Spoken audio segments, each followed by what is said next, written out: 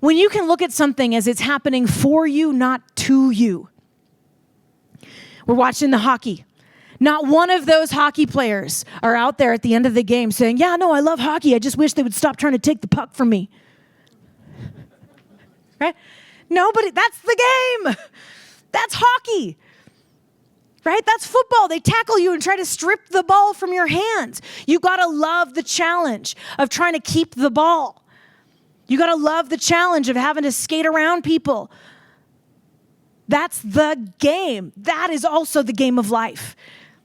So sometimes we get stuck in this rut where I always say we're one of two things. We're either a victim of the circumstances or we're a student of the circumstances. We're either learning and growing, asking what could this teach me? How can I learn from this?